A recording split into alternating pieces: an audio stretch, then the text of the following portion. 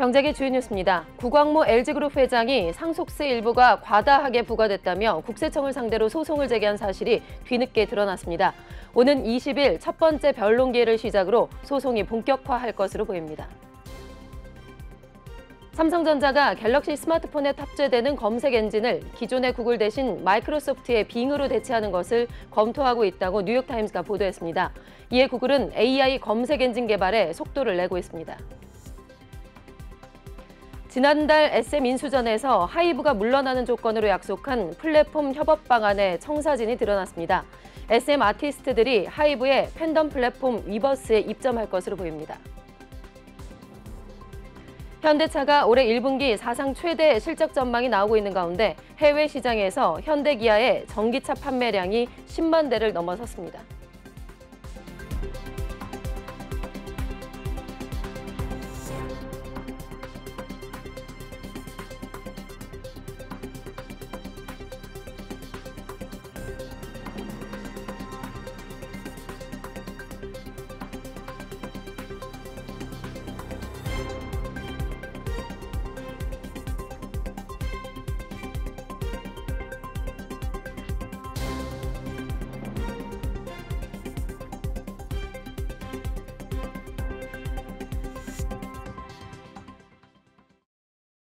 네, 시청자 여러분 안녕하십니까? 4월 17일 뉴스프라임 시작하겠습니다. 첫 코너는 취재 기자와 함께 경제계 이슈를 정리해보는 시간이죠. 프라임 이슈 오늘은 오다힌 기자와 함께하겠습니다. 어서 오세요. 네, 안녕하세요. 네, 자, 첫 번째 이슈는 LG 소식인데 구광모 LG그룹의 회장이 지금 상속세 일부가 좀 과다하게 부과됐다라면서 국세청을 상대로 소송을 제기한 사실이 뒤늦게 지금 확인이 됐습니다. 자, 올해 말에 상속세 완납을 앞두고 이의를 제기한 건데 현재 이 일이 좀 어떻게 진행이 되고 있을까요? 네, 구광모 회장은 지난해 9월 서울행정법원의 용산 세무서장을 상대로 상속세 부과 처분 취소 소송을 제기한 사실이 드러났습니다. 이 소송에는 공동 상속인인 어머니 김영식 씨, 또 여동생인 구연경 LG복지재단 대표 구연수 씨도 함께 참여했는데요. 구 회장 측은 LG CNS 지분 1.12% 가치에 대해 법적 판단을 받으려 소송을 제기한 것으로 보입니다. 이 사건에서 승소하더라도 돌려받는 세액은 10억 원 정도로 큰 금액은 아닙니다만 상속세를 납부하는 과정에서 세무당국으로부터 일부 금액에 대해 추가 부과됐다고 보고 법률 판단을 받아보고자 한 것으로 보입니다. 네, 구광모 회장이 부친의 별세로 회장직을 물려받은 것이 한 2018년 즈음이죠. 네. 그때 당시에 이제 구 회장이 2조 원 상당을 상속을 받게 됐는데 구 회장을 포함한 구 씨 일가가 내야 하는 상속세가 9,900억 원, 무려 1조 원 가까이가 됩니다. 네, 그렇습니다. 앞서 구 회장은 2018년 5월 부친이 별세한 뒤에 회장직을 물려받았습니다. 같은 해 11월 부친이 보유했던 주식회사 LG그룹 지분 11.28% 중에 8.76%를 비롯해서 2조 원 상당을 상속받았습니다. 어머니 김영식 여사와 구연경 대표 구연수 씨는 주식 일부와 구 전 회장의 금융투자 상품, 부동산, 미술품 등의 5천억 원 규모의 유산을 받았습니다. 이 구 회장을 포함한 구 씨 일가의 상속세는 9,900억 원가량입니다. 이에 구 회장은 상속세를 5년간 6차례에 걸쳐 분납 중인데요. 올해 말 마지막 상속세를 납부해야 합니다. 대기업답게 9,900억 원이라는 상속액이 큰 만큼 이 LG가와 국세청 간의 소송전이 격화하는 것 아니냐 하는 이런 전망도 있습니다. 그간 재계에서 상속이나 증여 이후 상속 증여세를 부과받는 과정에서 세무당국과의 소송은 비일비재했습니다. 대표적으로 이재용 삼성전자 회장의 경우 2003년 상무보 시절 가족 그리고 삼성 임원들과 함께 국세청에 증여세 부과 처분을 취소하라는 소송을 낸 바 있습니다. 이번 소송은 오는 20일 첫 번째 변론 기일을 시작으로 본격화할 예정입니다. 네. 자, 프라임 이슈 두 번째 소식은 삼성전자 소식인데요. 뉴욕타임스의 보도 내용입니다. 자, 삼성전자가 자사 스마트폰의 검색 엔진으로 그동안은 구글을 사용을 하고 있었는데 이 뉴욕타임스의 보도에 따르면 삼성전자가 앞으로는 스마트폰의 검색 엔진으로 마이크로소프트의 빙으로 교체하는 방안을 검토하고 있다라고 합니다. 자, 오 기자, 구글 입장에서는 상당히 큰 충격이 될 것 같아요. 네, 그렇습니다. 이 삼성전자가 갤럭시 스마트폰에 기본으로 탑재되는 검색 엔진을 기존의 구글 대신에 마이크로소프트의 빙으로 대체하는 것을 고려하면서 구글이 패닉에 빠졌다라고 뉴욕타임스가 보도했습니다. 예. 구글은 삼성과의 계약을 통해서 연간 4조 원의 매출을 내고 있는데요. 삼성이 빙으로 갈아탄다면 구글 매출에 큰 타격이 예상됩니다. 최근 인간처럼 대화하는 챗 GPT 열풍이 전 세계적으로 정말 대단한데요. 이 구글은 삼성전자가 검색 엔진 교체 검토에 나선 배경으로 MS의 이 빙에 챗 GPT가 적용되면서 빙의 검색 능력이 좋아진 점을 꼽았습니다. 25년간 검색 엔진 시장을 장악해온 구글 입장에서는 스타트업 오픈 AI를 탑재한 빙이 최대 위협으로 다가온 것이죠. 현재 구글은 삼성과 계약을 두고 협상 중인 것으로 전해졌는데요. 삼성과 MS는 이와 관련한 언급을 거부하고 있는 상태입니다. 네, 삼성 측에서는 최종적으로 확인된 바는 아니고 네. 지금 뉴욕타임스의 보도에 따른 거죠. 네. 자, 지금 충격을 받은 구글 역시 AI를 탑재한 검색 엔진 개발에 속도를 내고 있다고요? 네, 구글은 이 AI 기술로 가동되는 완전히 새로운 검색 엔진을 개발하기 위해서 전력을 다하고 있는 모습입니다. 일명 마기 프로젝트인데요. 엔지니어와 디자이너와 엔지니어, 경영진 160여 명이 스프린트룸이라고 불리는 집중 협업 공간에서 최근 버전을 테스트하고 있는 것으로 전해졌습니다. 이 새 검색 엔진 마기는 현재 서비스보다 더 개인화한 검색 경험을 제공하는 데 초점을 맞추고 있습니다. 챗 GPT처럼 이용자에게 맞춤형 답변을 찾아주되 물품 구입이나 항공권 예약처럼 거래로 이어질 수 있는 검색 결과에는 맞춤형 광고를 같이 노출하는 시기입니다. 라라 레빈 구글 대변인은 사용자와 파트너가 구글을 선택할 이유를 더 많이 제공하기 위해서 검색 엔진을 지속적으로 개선하고 있다라면서 새로운 AI 기반 검색 도입을 기쁘게 생각하며 곧 세부 내용을 공개할 것이라고 밝혔습니다. AI를 결합한 구글의 검색 엔진은 다음 달 미국에서만 공개되고요. 올 가을에 기능을 추가한다는 방침입니다. 초반에는 최대 100만 명에게만 이 기능을 공개하고 연말까지 최대 3천만 명에게 서비스를 확대할 계획이라고 밝혔습니다. 네, 어제 오늘 중에 나온 소식을 보니까 일론 머스크도 생성형 AI 스타트업을 개발한다라는 소식이 들어와 있던데 네. 이렇게 빅테크 기업들의 AI 대전도 상당히 재미로 볼만할 것 같습니다. 네. 자, 이어서 프라임 이슈 세 번째 소식 짚어보겠습니다. 자, 올 초에 하이브와 카카오가 SM 엔터테인먼트의 경영권을 두고 분쟁을 벌여왔었죠. 지난달에 하이브가 SM 인수전에서 물러나는 조건으로 앞으로 플랫폼 협업을 하겠다라고 약속을 했었는데 그 협업의 방안이 드디어 베일을 벗게 됐습니다. 오 기자, 자, 하이브와 카카오, SM 이 3사는 어떤 식으로 협업을 약속을 했을까요? 네, 먼저 SM 아티스트들이 하이브의 글로벌 팬덤 플랫폼 위버스에 입점합니다. 먼저 공식 팬클럽이 운영되고 있는 아티스트들이 그 이동 대상인데요. 레드벨벳이나 소녀시대가 광야클럽에서 위버스로 입점할 가능성이 있습니다. SM 엔터테인먼트는 올 하반기까지 순차적으로 위버스의 소속 아티스트별 공식 커뮤니티를 오픈하고 또 팬 소통과 미디어 콘텐츠 제공 등 다채로운 서비스를 통해서 글로벌 팬덤과 소통한다는 방침입니다. 앨범과 공식 상품을 구매할 수 있는 커머스 플랫폼 위버스샵에도 함께 입점하고요. 글로벌 공식 팬클럽도 위버스의 멤버십 서비스를 통해 운영될 예정입니다. 네, SM 자회사가 애초에 운영하고 있는 그 프라이빗 메신저가 있는데 버블이라고 하죠. 네. 버블은 그대로 유지가 된다고요? 네, 이 버블은 팬이 원하는 아티스트를 정기적으로 구독을 하면 아티스트와 1대1 대화를 나누는 것처럼 메시지를 주고받을 수 있는 그런 서비스인데요. 이 버블과 위버스는 제공하는 서비스의 성격이 달라서 플랫폼의 공생이 가능할 것으로 보입니다. 예. 이 SM이 버블 서비스를 이어가면서 카카오와의 협력도 계속 이어질 것으로 보이는데요. 현재 버블에는 SM 아티스트를 비롯해 카카오 엔터테인먼트 자회사 소속 우주소녀 몬스타엑스 아이브 등의 121팀의 아티스트가 입점해 있습니다.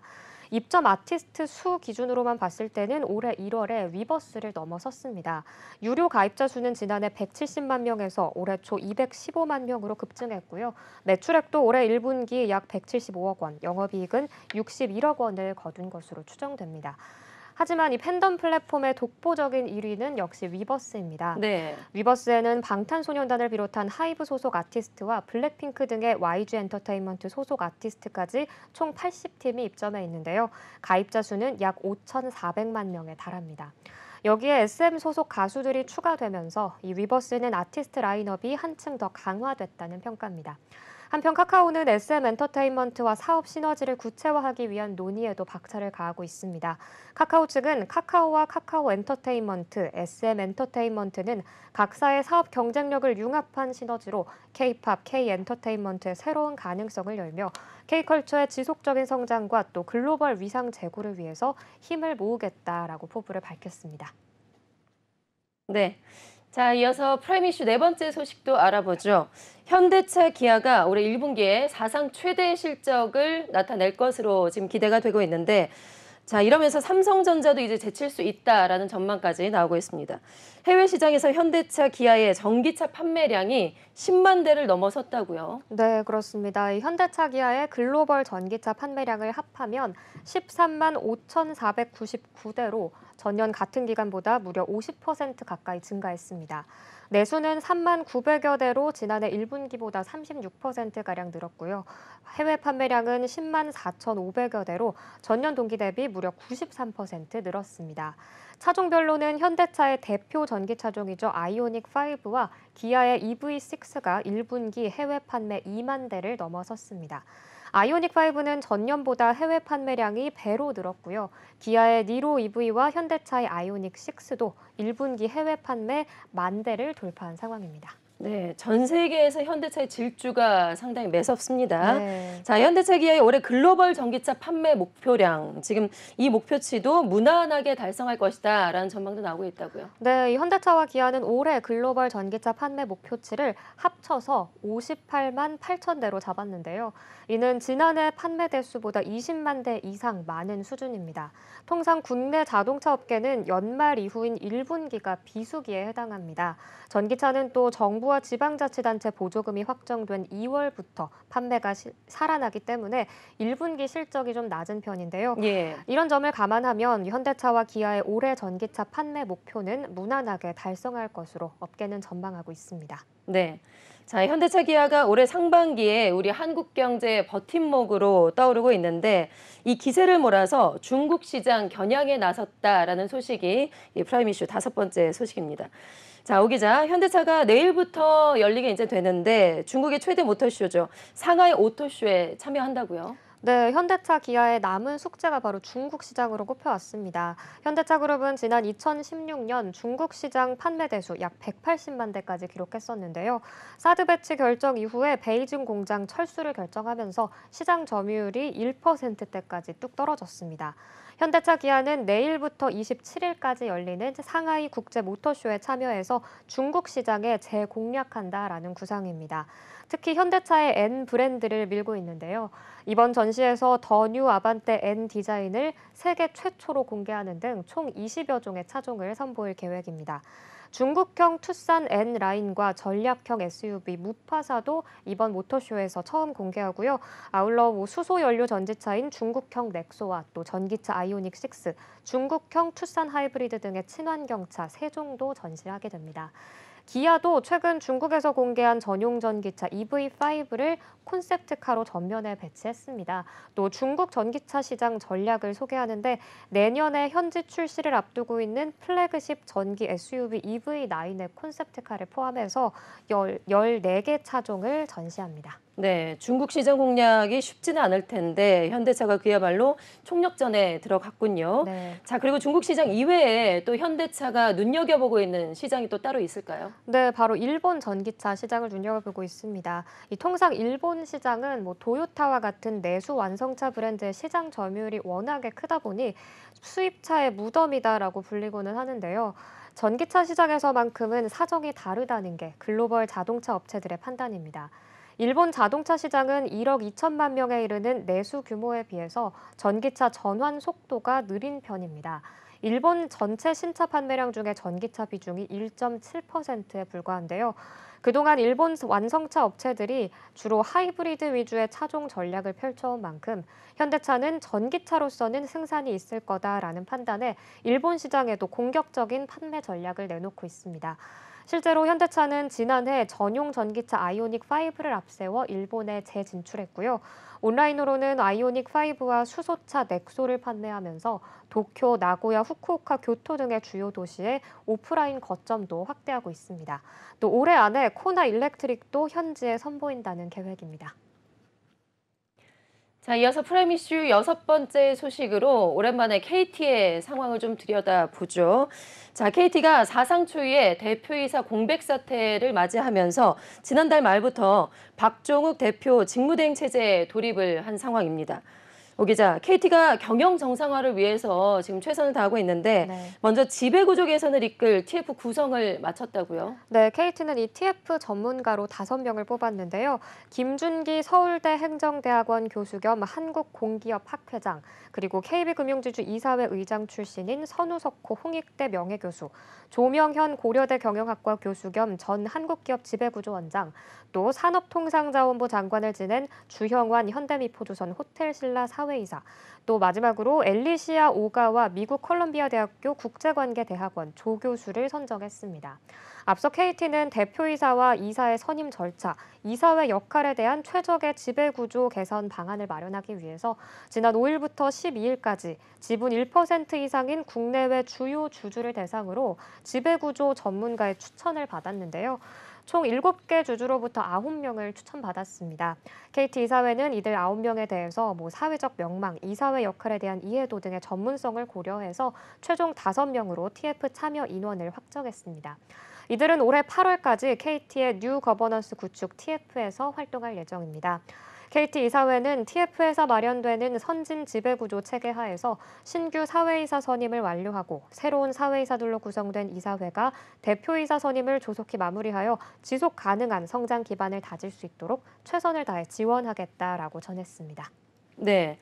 자, KT가 이렇게 지배구조 개선 TF를 가동을 하면서 지금 또 한편으로는 파트너사와의 소통도 강화하겠다 이렇게 밝혔다고요? 네, KT가 경영 공백 장기화로 인한 이 협력사들의 우려를 해소하기 위해서 필수시설 구축공사 담당 업체들과 소통에도 적극 나섰습니다. KT는 이날 부산시 동구 소재의 부산 경남고객 본부를 시작으로 오는 21일까지 200여 개의 협력사들과 릴레이 간담회를 연다는 방침입니다. 더불어 안전운용 방안과 파트너사 현안에 관해 토론하는 시간도 가질 예정입니다. 그간 정치적인 외풍으로 차기 대표이사 선정에서 난항을 겪었던 이 KT가 이번 변화의 움직임을 통해서 경영 정상화를 이끌어낼 수 있을지 업계의 관심이 집중되고 있습니다. 네, 프라임 이슈 7번째 소식입니다. 애플페이의 한국 상륙을 시작으로 해서 지금 국내 간편결제 시장의 경쟁이 한층 더 치열해지고 있습니다. 11번가 SK페이도 오프라인 NFC 결제를 이제 시작했다고 하는데요. 자, 오 기자, 언제부터 어디에서 좀 이용을 할 수가 있을까요? 네, 이 11번가는 17일 오늘부터 전국 세븐일레븐 뚜레쥬로 빕스 매장에서 SK페이와 SK텔레콤의 T 멤버십 앱으로 NFC 결제를 할 수 있다라고 밝혔습니다. SK페이는 기존에는 바코드 방식으로 오프라인 결제를 제공해 왔는데요. 이번에 NFC 결제 기능을 추가하면서 각 매장에 설치된 SK 전용 NFC 태그에 스마트폰을 갖다 대기만 하면 편리하게 결제할 수 있게 됐습니다. 이번에 NFC 결제가 가능한 매장은 약 14,000여 곳이고요. SK페이에 미리 등록해둔 카드 결제, 선불 충전 결제, 계좌이체, 휴대폰 소액 결제 등의 다양한 결제 수단을 모두 이용할 수 있습니다. 11번가는 앞으로 오프라인 제휴 가맹점을 확대하면서 오프라인 매장 NFC 단말기 보급 등 인프라 확대에 주력하면서 1,800만 SK 이용자들이 온 오프라인을 아울러 더 편안하고 또 결제 서비스를 이용할 수 있게 서비스 안정화 확산에 힘쓰겠다라고 밝혔습니다. 자, 그리고 카카오페이도 그 애플의 앱스토어에서 카카오페이 카드 결제 서비스를 제공한다고요? 네, 지금까지 앱스토어 결제는 이 카카오페이와 연결된 금융 계좌에서 충전해서 사용하는 카카오페이 머니 방식으로만 가능했었는데요. 이번에 신규 도입된 카드 결제 서비스로 선직불 혼합형 결제 카드인 카카오페이 머니카드와 포인트 적립에 특화된 카카오페이 신용카드를 비롯해서 카카오페이 결제 수단으로 등록된 카드로 애플 앱스토어에서 직접 결제를 할 수 있습니다. 이용을 원하는 사용자는 설정 메뉴에서 애플 아이디, 결제 및 배송 탭에 들어가서 지불 방법 추가를 누르고요. 또 지불 방법으로 카카오페이를 선택하면 됩니다. 카카오톡으로 연동된 본인 인증을 동의하면 복잡한 등록 절차 없이 카카오페이 카드 결제 수단으로 등록할 수 있다고 설명했습니다. 다만 기존 카카오페이에 카드를 등록했던 가맹점일 경우에는 해외나 개인정보 이관 문제로 약관 동의를 다시 받는 것이 필요합니다. 네, 마지막으로 프라임 이슈 8번째 소식 알아보겠습니다. 현대모비스가 세계 최초로 차량용 롤러블 디스플레이를 개발했습니다. 자, 차량용이면 내비게이션 화면이 이제 자유자재로 움직인다라는 뜻인데, 실제로 이게 오 기자 이제 사용을 할 때는 나와 있고 네. 사용하지 않을 때는 롤러블이라는 건 접어서 이제 들어간다라는 식이겠죠. 네, 이 차량용 롤러블 디스플레이는 내비게이션을 비롯한 주행 정보 화면이 위아래로 움직이면서 돌돌 말리는 기술을 말합니다. 네. 주행 상황과 이용 목적에 따라서 디스플레이 크기를 조절할 수 있는데요. 시동을 끄면 화면이 완전히 사라지고요. 주행 중에는 화면의 3분의 1만 돌출시켜서 최소한의 정보만 보여줍니다. 또 내비게이션 모드를 선택하면 화면을 3분의 2로 키워주고 주차나 전기차 충전 시에는 16대 9 비율 화면으로 확대해서 영상 콘텐츠를 시청할 수도 있습니다. 롤러블 디스플레이는 부피를 최소화한 경량 구조로 특히 설치 공간을 최소화할 수 있다는 점이 특징이자 장점인데요. 운전석 주변에 디스플레이를 자유롭게 장착하는 등 내부 디자인에도 많은 변화를 줄 수 있다라고 현대모비스는 설명했습니다. 한영훈 현대모비스 상무는 롤러블 디스플레이는 기존 제품의 차별화된 기술로 차량용 디스플레이 시장의 게임 체인저 역할을 할 것이라면서 인포테인먼트의 신제품 트렌드를 주도해 글로벌 시장을 선점하겠다라고 밝혔고요. 북미와 유럽의 완성차 업체에도 판매한다는 방침입니다. 네, 삼성도 아니고 LG도 아니고 현대모비스가 네. 차량용 디스플레이를 최초로 개발에 성공했다. 네. 네, 오늘 참 상당한 뉴스인 것 같습니다. 자, 이렇게 경제계 주요 이슈 오늘 프라임 이슈에서 자세하게 살펴봤습니다. 오다힌 기자와 함께했습니다. 고맙습니다. 네, 감사합니다.